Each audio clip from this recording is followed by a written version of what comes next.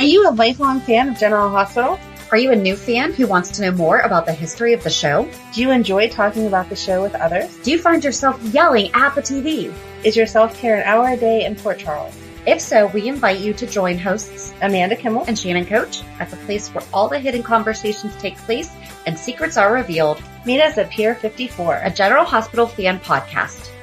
Hello. Hi. Welcome to the Port Charles 411. I still don't know what to call it. I like Baby Train. You like Baby Train? Okay. So today we are discussing the parallel intermixing storylines of Dante and Lulu, Maxie and Spinelli, and Britt, and how they all connect with. It was started because when we talked about Ellie, she brought up how Georgie is actually Spinelli's daughter. Right. And so that might confuse some people as to why did Dante and Lulu think that she was ever theirs. Mm-hmm. So we're going to tell you.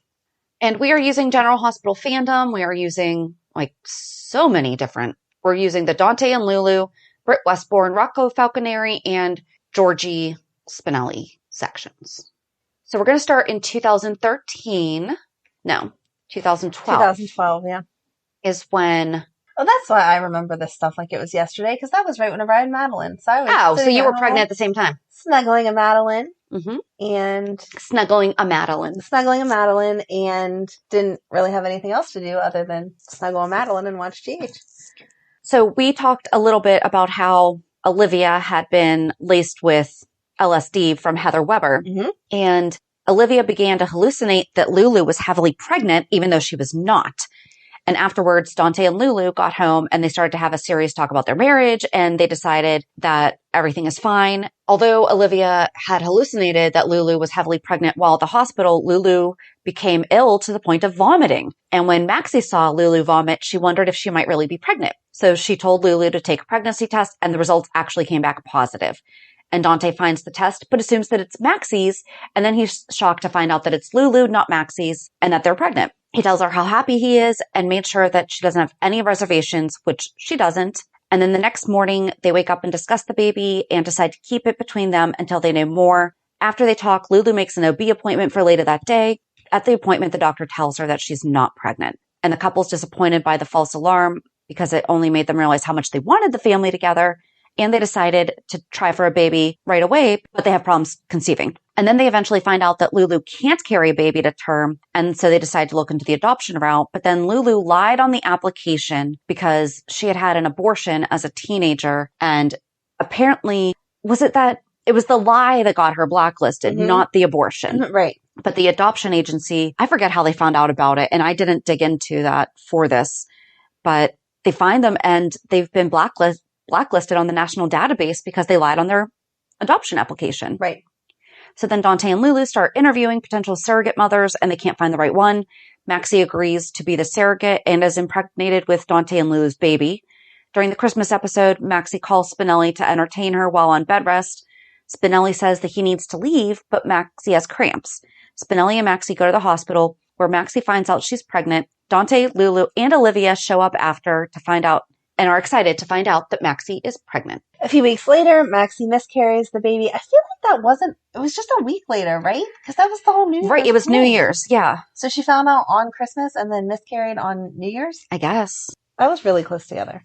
Maxie and Spinelli have sex, and Maxie becomes pregnant again with Spinelli's baby. Maxie decides not to tell Dante and Lulu and pass her child with Spinelli off as Dante and Lulu's child. Lulu tries to get Maxie to tell her what's going on, but Dante and several other obstacles have pressured her to stop worrying or derailed her attempts at finding out. Now Dr. Britt Westbourne has Maxie blackmailed into doing her evil bidding to keep Maxie's secret, because that's who went and found out. That's who had done the ultrasound after the fact. Right. And realized that those dates did not match up. Yep. In late March, Lulu is kidnapped. How many times has Lulu been kidnapped? I feel like we read that every other day. Dante, Luke, Laura, and the police search for her. Nicholas returned to Port Charles and went to Dante and Lulu's to warn them when he was shot and falls into a coma. Luke and Laura find out that Helena Cassadine took the Haunted Star. Luke, Laura, and Dante go to find out where the ship was. Luke and Laura got on the ship first when they found Helena with her guards. Luke and Laura tell her that Lulu was kidnapped and Nicholas was shot. Helena was in shock that her grandson had been shot and she told them that she had nothing to do with the shooting. Dante got on the ship and saves Luke and Laura. Dante said if Helena does not tell him where Lulu was, he was going to kill her. That would have been good. Dante said that someone was downstairs in one of the rooms. Luke and Laura went into the rooms and found Luke's son, Ethan. Oh, I miss Ethan. Again, we just talked about him. I was going to say he was just back. And this does all fall into why the pregnancy thing. So don't think that we're just taking you on this fun adventure. It does make sense. Ethan told them that he was living at Lucky's house in Ireland, but Lucky had moved to Africa, which was so weird also. He tells them Helena wanted Lucky, but he wasn't there, so they took him instead. Luke, Laura, and Ethan try to escape, but Helena finds them and recaptures them. Helena tells Laura that if she wants to save Lulu, she would have to kill Luke. Laura refuses, so she hands the gun to Luke, and he kills Helena's guard before shooting and killing Helena. More guards were coming, so Ethan left Luke and Laura to take on the guards. I really miss Ethan, though. Yeah. He would be a good character now that Lulu's in the coma. Yeah. To come and kind of like make sure everything's being okay. Right. He could have helped Dante take down Peter. So then Luke and Laura woke up on Cassadine Island and were shocked to see Stavros Cassadine. Stavros told them that he has Lulu and that she was on ice. Dante found a way to get on the island, and Dante found Lulu now being played by Emmy Rylan. She was frozen in an ice chamber. Dante hit an alarm, and Stavros ran downstairs. Luke and Laura ran after him, while Dante brought Lulu out of the chamber and laid her down the table. Luke, Laura, and Dante think that Lulu was dead, so enraged Laura pushed Stavros into the ice chamber and locked him in. He was frozen to death. But at the same time, how was he frozen to death if he just had Lulu frozen in there alive? Maybe they changed the settings. Maybe. It was a little more cold for him. I can't remember that, but yes, that sounds good. Lulu woke up but didn't remember Dante or her parents. A couple months later, Lulu started having flashbacks of her time with Stavros. Dante took Lulu back to their apartment, and she tells Dante that she and Stavros got married on the Haunted Star. Stavros told Lulu to sleep with him, but she refused, so Stavros had Nicholas shot. After Lulu told Dante that she remembered, they reconnected and made love. Dante and Lulu still believed that Maxie was carrying their child. And then while all of this was going on, in March 2013, we learned that Britt and Obrecht are mother and daughter. And then at that year's nurses' ball, Britt took the stage and revealed that she was pregnant with Patrick's child. And Britt had told Patrick that she was going to have an abortion. And she and Patrick went to the abortion clinic where he convinced her not to have an abortion, even though she never intended on getting one in the first place. Those were good scenes. Those were good Felix and Sabrina scenes because Yes. Britt was faking all kinds of stuff with this pregnancy, trying to get Patrick's attention, and Felix totally called her out to Sabrina. And then Sabrina was stuck because how can I tell my boyfriend that his baby mama is lying to him and not look like I'm just being a petty jerk? Right. Britt then schemed and claims that she has severe morning sickness, the hypermesis gravidaria, whatever. So that really bad morning sickness. But that's what Kate Middleton had. Mm-hmm. So that's why Britt had it, because she's a duchess. When the tests are done, it is revealed that she does in fact have this. It's learned that Britt's new friend and lab technician, Brad Cooper, changed the results for her. Of course. Due to the sickness, Britt is put on bed rest and convinces Patrick to let her move in with him. However, Patrick eventually gets smart and realizes that Britt can't stay with him. Sabrina offers to move Britt in with her, to which Patrick reluctantly agrees. And later, so does Britt, but she has no other option. Then Britt starts bonding with Nicholas Cassadine, who helps her deal with Patrick not loving her, and they go into all of that. So there were good scenes of them talking about Britt's mom, too. And it was funny because we had just talked about Ellie, so that was whenever Ellie and Spinelli were together. Mm-hmm. And they were they were doing karaoke. And she was like, oh, Britt has a mom? I kind of thought she was just hatched. And they were all like, yeah, she's so awful, blah, blah, blah. Britt really played that time well, though. She did. You, hated her, but you hated her because she played it so well. Mm-hmm. Absolutely. Those were really fun scenes. Not that you should manipulate your baby daddy, but really, really good. Well, Britt and Maxie were pregnant at the same time because that was the other thing, was Sabrina was friends with all of them and wanted to be part of all the Maxie stuff. And then Patrick ended up missing half of the things that were going on because conveniently that would be whenever Britt was having some type of emergency. Exactly. So I like wanted to watch hours and hours of it. I just caught it for a couple minutes to refresh my memory, but as I started watching, I thought I could sit here all day. I miss Sabrina, and Felix was so fun back then. He was. He has so much personality for him to be the way that he is now. Right. They definitely don't use him enough. So Georgie was born on screen August 21st, 2013 by emergency C-section to Dante Falconeri and Lulu Spencer. During her parents' wedding reception, Maxie's water breaks, so Maxie, Lulu, and her parents go to the hospital where they are joined by Dante, who called the prospective grandparents. How funny is it that Felicia had Sister Georgie at a wedding reception? Oh, yeah. I just thought about that. Good job connecting those dots. Wow. Yeah. Okay. That was fun. I did not realize that till now either. I didn't know. When Maxie starts having really painful contractions, she asks for Spinelli, saying that he should be there, which confuses Dante and Lulu, so she tells them she must be confused because she's tired. As Maxie continues to labor, the baby starts having heart decelerations, and Maxie thinks that she gave the baby a bad heart. But Lulu reassures her that the heart condition has nothing to do with the baby because she is not biologically hers. Uh-oh. Yeah. It turns out that her heart is fine, but the umbilical cord is wrapped around her neck, so the doctor is going to monitor the baby closely. Later on, Spinelli shows up to support Maxie during her labor. Soon after, the monitors start going off, and it is revealed that the baby isn't getting enough oxygen, so they have to deliver her right away by emergency C-section. Maxie says she needs to tell Spinelli something about the baby before they go, but the doctor said they can't wait, so she doesn't get the chance to tell him. They perform an emergency C-section with Lulu in the operating room while Dante and Spinelli watch from the gallery. When the baby is born, she lets out a loud and strong cry. Aww. Lulu holds Maxie's hand while she cuts the cord and the baby is taken away. Afterwards, she gets to meet her parents and grandparents, in air quotes, while her biological mother, Maxie, starts hemorrhaging, but the bleeding is stopped and Maxie lives. I forgot about that. Mm-hmm. Meanwhile, Ellie Trout is telling her biological father, Spinelli, that sentence sounds weird because it makes it sound like it's Ellie's biological father, tells Spinelli. Well, we're reading the section about... Yes. Yeah. Yes, but it's just the way that it says it that's funny. Ellie tells Spinelli the truth about Georgie's parentage. Later on, when Lulu suggests she and Dante name their daughter Jacqueline, Dante says it sounds too much like Spinelli because he's called the Jackal. Okay, for a second there, I was like, what? Maxie tries to that's not how rhyming works. Exactly. I'm like, those don't sound the same. Maxie tries to breastfeed the baby, but Spinelli stops her and confronts her about keeping the baby's real parents a secret.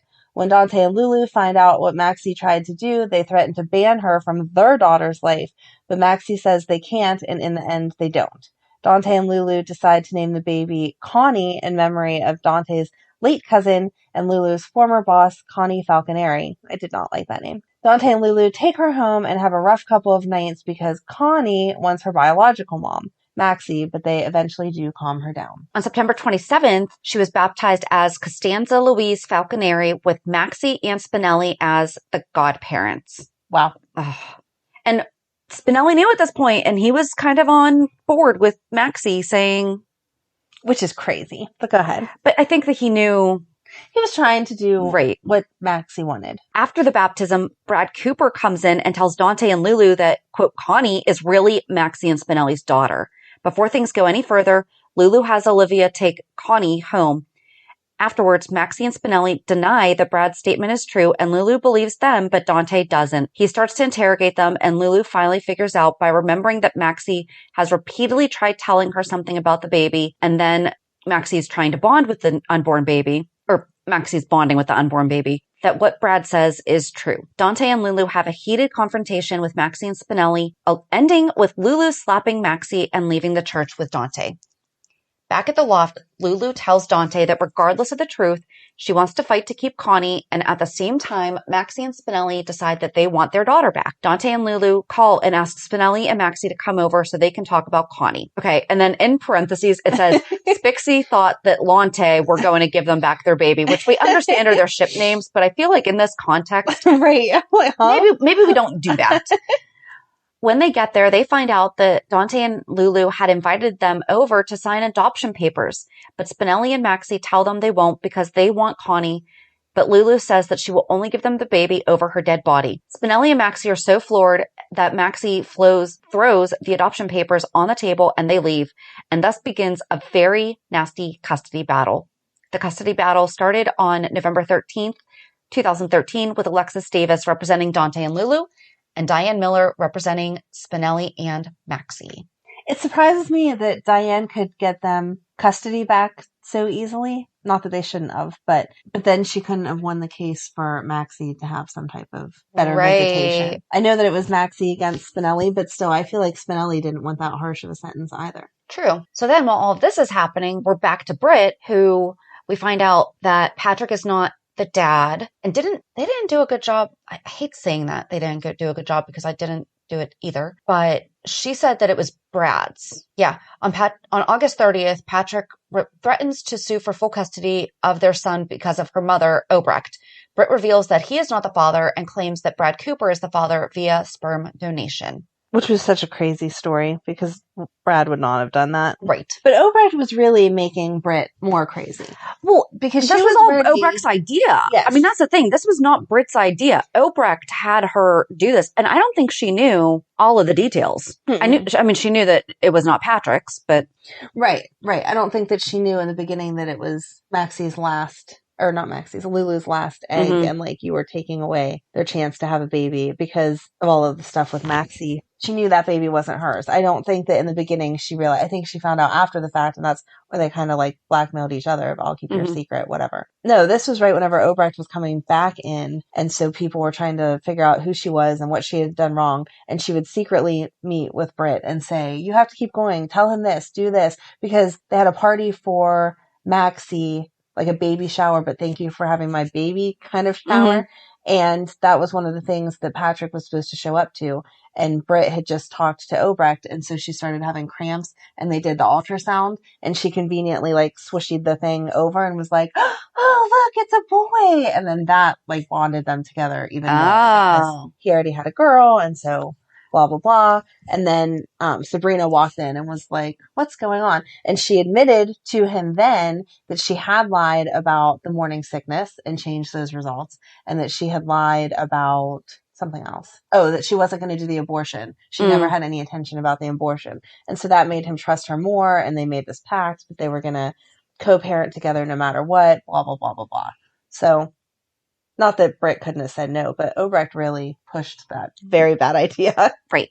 So Britt wound up living with Nicholas at Windermere. Right, because she couldn't stay with Sabrina anymore. Right.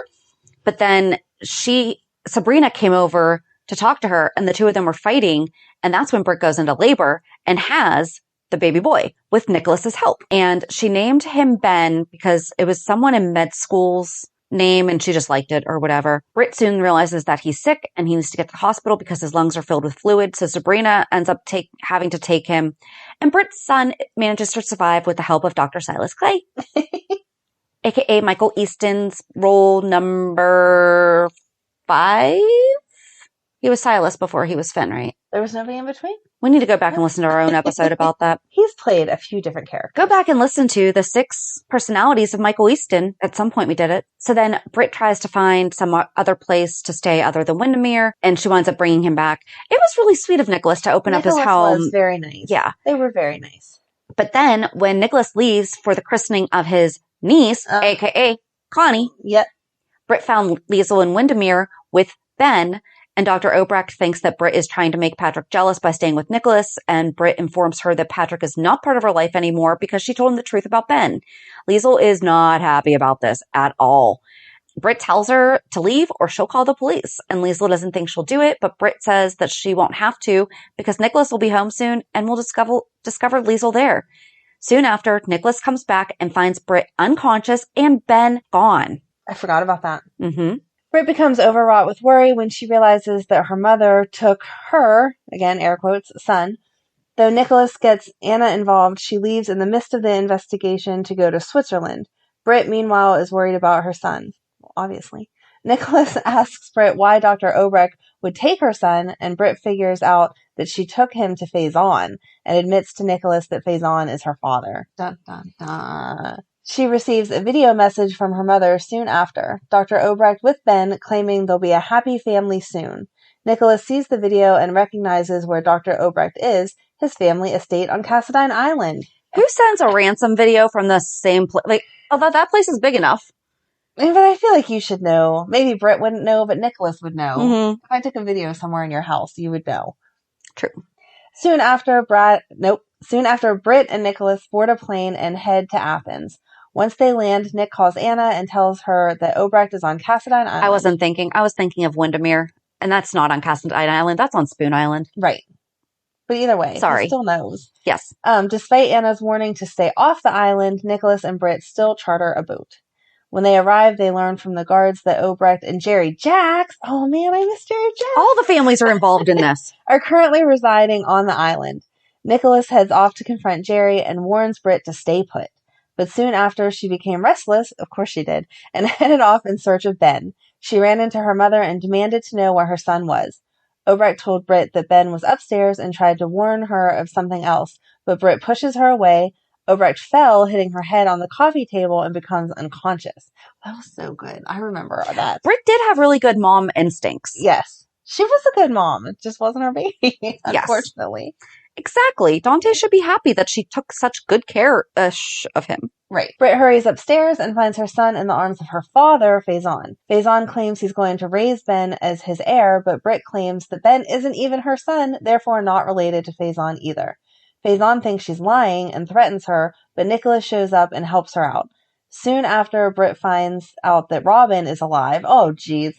Having been held hostage by Britt's parents. I forgot this all the time. I know. Faison and Obrecht corner the three of them with Ben and hold them at gunpoint. Then Jerry shows up and reveals that he's holding Robin's parents, Anna and Robert Scorpio, and will only let them go if Robin creates a cure for his... I can't say it. Polonium. Thank you. I know it because I know them saying it, but when I go to read it, I was going to mess it up. For his polonium poisoning. Nicholas and Britt say they have to go back to Port Charles or people will become suspicious. Jerry agrees, but has Faison and Obrecht watch them and Robin to make sure they don't turn against him. It really did have everyone involved. It did. So then we go back. And this is what I'm saying. It's a little bit all... I mean, they were happening at the same time. So exactly. Yeah, you have to jump back and forth. So then back in the courtroom in November 2019, the 13. Falcon... Yeah. In 2013, the Falconeries lose custody and the judge awards full custody and parental rights to her biological father, Spinelli. I love how it just says Spinelli and not Damien Spinelli. Right. Her biological mother, Maxie, is deemed unfit and therefore denied visitation and is not allowed near Connie for a period of 6 months, at which point the possibility of visitation can be revisited. Spinelli and Connie moved in with his friend Sam Morgan and her son Danny Morgan so they could keep the terms of the judge's ruling. Initially, Maxie had a hard time staying away from her daughter and even tried to see Connie, but Spinelli refused to let her out of fear that if they got caught, they would both lose custody of their daughter. Devastated over not being able to see her daughter, Maxie attempted suicide with some pills, but was stopped by her thought-to-be-dead cousin, Robin Scorpio Drake, who convinced her that she was strong enough to withstand the next 6 months and be better for her daughter. Shortly after, Spinelli's girlfriend, Ellie, received a job offer from a hospital in Portland, Oregon. They were both adamantly against taking the job because neither wanted to take Connie that far away from Maxie. See, and that's sweet too, and that really was. Ellie was taking them all into consideration. Mm-hmm. But Maxie encouraged Ellie to take the job and told Spinelli that she wanted him and the baby to move to Portland with Ellie. Maxie explained that she wanted them to make the move because it would be easier to stick to the judge's ruling if her daughter was 3,000 miles away and not just across town. And we talked about that last week, that they did go to Portland. And Lulu was mad at Dante for them losing custody because she lied about something on the stand and he told the truth because he didn't back her up when she lied on the stand about attempting to kidnap Connie. So it causes a fun strain in the four friends' relationship, and Dante and Lulu eventually reconcile and they decide that they wanted to try for another baby. They head back to the GH lab to check on their 2 remaining embryos and learn from lab tech Ellie. I forgot that she was part of that. I knew she was that she worked there, but I forgot she was the one that had to tell them. They really got this all connected. That both of her embryos were missing. They're devastated at the news, but determined to get to the bottom of what happened and find their embryos. Ellie suggests that they talk to Dr. Westbourne, who was Maxie's attending physician during the surrogacy.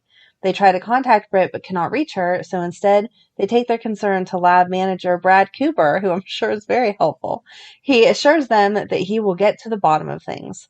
It was later revealed through a conversation between Britt and her mother, Obrecht, that the two of them stole Lulu and Dante's two remaining embryos. Oh, see, I didn't think they took both of them. I thought there was only one left, and that was what they took. Two remaining embryos and used them to impregnate Britt. Brad, who had also been in on the secret, met Britt at Windermere to warn her that Lulu and Dante just found out that their embryos were missing, and it wouldn't be much longer until they figure out that Ben is their son and that Britt has him. On Christmas Day, Lulu invites Nicholas to spend the holiday with her and Dante, and he brings Britt and Ben with them to the Falconeries loft. Dante meets his son for the first time, and Dante and Lulu are able to bond with Ben, while still unaware that he is their biological child. Yeah, I don't like that they just said met his son for the first time. Because, I mean, yes, technically that is the truth, but they didn't know. No, it was his nephew. Right. Or not his nephew. But if it's his nephew. It's his wife's brother's. But it wasn't Nicholas's son. If Britt and Nicholas would have been married, yeah, but I mean, nephew. But it was like that's a technicality. All right. Dante and Lulu decide that they want to start the process of in vitro again. At the hospital, before they start the process, Dante and Lulu spend time with their son, which they still didn't know was their son. With Ben. Yes, with Ben. On New Year's Eve, Britt does an ultrasound on Lulu and tells the couple that Lulu's eggs are no longer viable.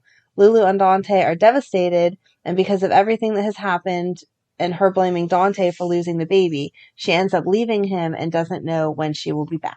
That was so sad for her. Mm-hmm. That was really devastating. It was. To find out that she couldn't, they'd already harvested these eggs, now they're gone, and then to go back and she doesn't have any more. That was sad. Yeah. Poor Lulu. Lulu moves in with her cousin Carly and talks to her dad about the separation from Dante. Dante goes back to work and begins to bury himself in work to keep from thinking about his marital problems. At the PCPD, he meets his new partner, Detective Nathan West. Yay! Eventually, Dante and Lulu decide to work things out. They also learn that Ben is Dante's son. While at Britt and Nicholas's engagement party, Elizabeth Weber shows Lulu a letter that Britt wrote revealing that Ben is Lulu's son, not hers. Lulu confronts Britt at her and Nicholas's engagement party, and Britt finally admits the truth about Ben's full parentage. Later on, Obrecht holds a dagger on Dante and Lulu and kidnaps Ben. She then holds him and Elizabeth hostage at the Weber house. Dante rescues Ben and finally reunites him with his mother, Lulu. When Dante and Lulu bring their son home, they rename him Rocco, which was the name of the dog in Olivia's hallucination. Ben was so much better, but go ahead. The next morning, Dante and Lulu wake up with Rocco in bed with them and then discuss what Obrecht said about having their embryo. So you're right. There was one left. Okay. I was going to say, I didn't think they used both. Later that day, they go to see Obrecht and find out what she wants. Oh, this is how we get Charlotte. Okay. Sorry. That doesn't track, though, because Charlotte's older than Rocco. Okay. Later that day, they go to see Obrecht and find out that she wants the charges against her and her daughter to be dropped and full immunity in exchange for their embryo. Dante tries to convince Scott to drop the charges while Lulu tries the same with Nicholas and Elizabeth. After all the parties are on board, Dante and Lulu tell Obrecht that she's going to get her deal and she sends them to Kelly's to get their embryo from Victor Cassadine, right? Mm-hmm. On May 15th, Anna tells Dante and Lulu that the embryo they got from Victor was in fact theirs. After she leaves, how would Anna know? I don't know. She's not a doctor. Reading this stuff after, I'm sure in context it made sense that, like, you know, she verified it through the WSB and blah, blah, blah, blah, blah. But just that sentence by itself does not make sense. After she leaves, Dante and Lulu discuss their options about having another child, and Lulu suggests that she carry their child. She goes on to explain that the doctor never said that was impossible for her to carry a child, just unlikely. When Dante gets called away, they decide to table the discussion, but Lulu makes an appointment anyway. Of course she does. Mm-hmm. It's Lulu. On May 27th, Dante meets Lulu and Rocco at Kelly's, where she tells them that she had set up a fertility appointment and they decide to go together. On June 11th, Dante and Lulu go to the fertility appointment where they find out that Lulu may have been misdiagnosed. She may have a septate uterus, which can be corrected with a simple procedure instead of a bicornuate. That sounds right. Okay, uterus. After the appointment, they decide to think on it for a while, and the next day, after talking with Olivia, Lulu tells Dante that if he's on board, So is she. I mean, she's the one that has to go through the surgery, so True. I feel like if she's not on board, we're going to have an issue. On July 1st, Dr. Chu performs a procedure on Lulu to determine if she has a septate or biochormate uterus. Sorry if I'm butchering those. I'm not a medical person. After the procedure, she shared with Lulu, Dante, and Olivia that it was just how they had hoped. Lulu had a septate uterus, and Dr. Chu was able to repair it. Dr. Chu then tells them that after she heals, Lulu will be able to have a successful pregnancy and carry the embryo to term, much to the elation of Dante, Lulu, and Olivia. The next day, Dante and Lulu go to the floating rib with Olivia and Rocco and discuss when they are going to have another child. Yeah, because I feel like you don't need them right on top of each other. Craziness. A few days later, some of us have no problem having them that close. Crazy. That's just too much work. I'm sorry. To each their own, but you get out of it like at the same time. But then aren't you sad that there's no babies around? I'm devastated that Madeline's as old as she is. I would have another baby tomorrow. Anyway, that's later on, Dante and Lulu attend Maxie's wedding, where Lulu is the matron of honor. Wow, they really have come full circle there. Mm-hmm. Dante leaves Lulu to go look around, and he finds Nathan tied up. While untying Nathan, he finds out that Levi is a con man. Oh, man, I hated Levi. When Dante and Nathan go to confront Levi, he pulls a gun on Maxie, while his accomplice, Jeffrey Scribner, pulls a gun on Lulu. Dante tries to reason with the men, and he also has to put down his gun so nothing happens to Lulu. Later on, Levi and his accomplice kidnap Lulu along with Maxie. Dante frantically looks for Lulu, but when divers find Maxie's veil in the water, he fears that he may be too late.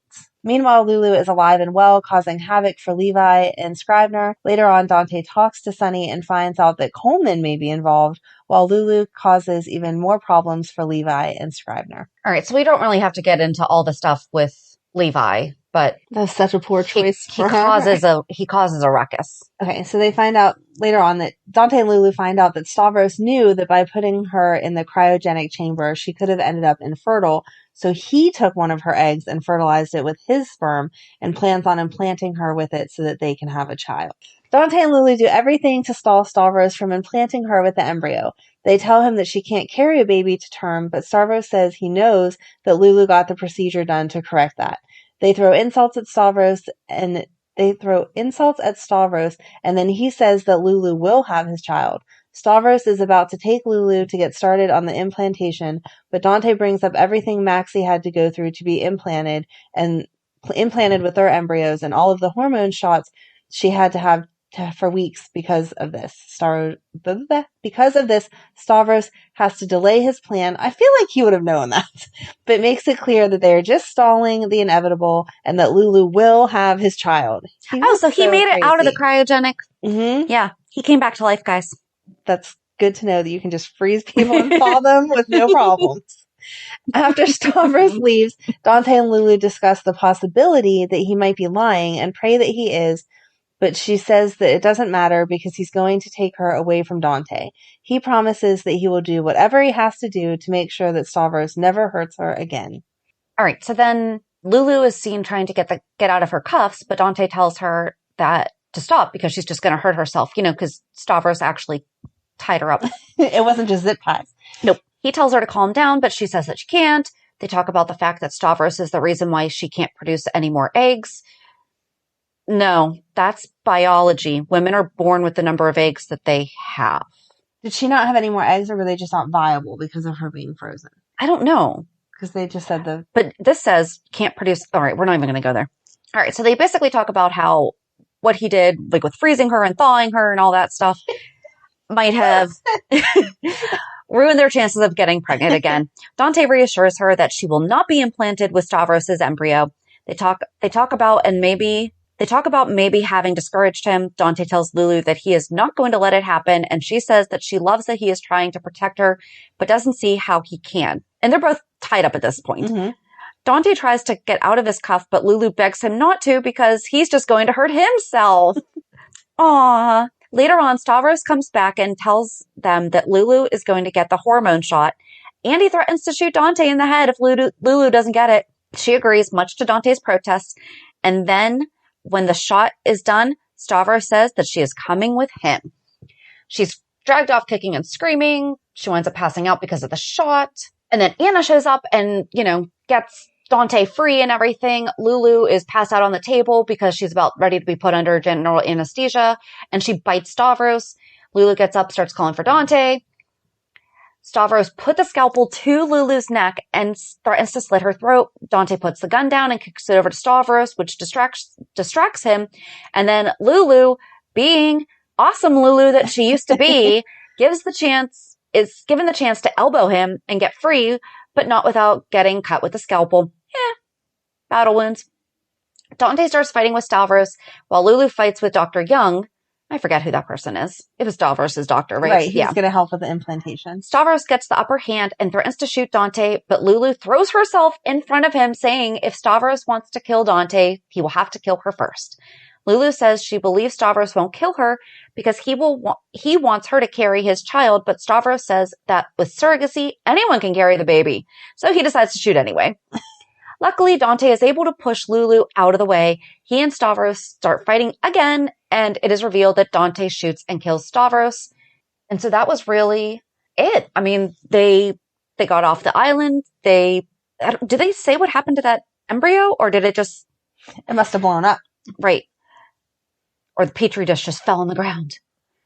But Dante and Lulu are reunited with their family members, Nicholas, Olivia, and Rocco. They explain to Nicholas that Stavros was a part of it, but now he's dead. And basically, they just recover from it. And Lulu says that she just wants to enjoy it being the three of them, so they agree to wait to have another child. The next morning, Dante and Lulu discuss how happy they are to be home, and they make love. And I believe that was it. Yeah, I think so. There was no more babies after that. So that's it. That's all the craziness of... I like how we just ended that. They made love. Right. Perfect ending. Yeah. And then you just see the screen go black and the scripty scroll. The end. Perfect. They fought so hard to be parents. Mm-hmm. And then we find out, I forget when we found out that we had Charlotte, but she was born in 2009. Did Lulu go missing that year? No, that's when she just first started dating. So how did they even get her? Okay, yeah, we're just going to have to... See, I'm not confused because I just don't remember. I don't think they ever made it loopy altogether. Yeah. But that's okay. That can be for another crazy baby story for another day. But so that is how Maxie was supposed to be carrying Dante and Lulu's baby and wound up having her own. But at the same time, they magically got one of their own thanks to Britt's scheming. Thanks to Dr. Obrecht's scheming. Well, that's true. That's true. Because Britt didn't know that it was their baby that Liesl implanted in her. But she knew it was someone's. They didn't talk about that. They knew it was someone's, Well, of course, but she didn't know that it was Dante and Lulu's. She just knew that she was having a baby, was supposed to pretend that it was Patrick's. Right. And they were supposed to live happily ever after. Those were good scenes, though. That was a really good... It was really good. The way that everything intertwined and... Just the acting that was going on then was really good. Well, and exciting. You're watching Dante and Lulu go through this devastation, but then at the same time, we're watching Britt do all her craziness, not knowing that that's actually their child. So it's like they still get the happy ending. It was crazy. It was crazy. It was so fun to watch, though. Mm-hmm. They need to do that again. I'm sorry. I mean, Wiley's adorable, and I love that we have him, but that was such a better Whose Baby Is It story. Yes, absolutely. It was way more exciting. So we hope that this made sense and that it might answer some of your questions that you might have around the whole, why does Georgie live with Spinelli? Right. All right. So join us on Monday as we recap this week's shows. Have a good weekend. And we'll meet you at the pier. Bye. Bye. If you enjoyed today's show, we invite you to go to pier54podcast.com to subscribe on your favorite platform. Don't forget to leave us a review.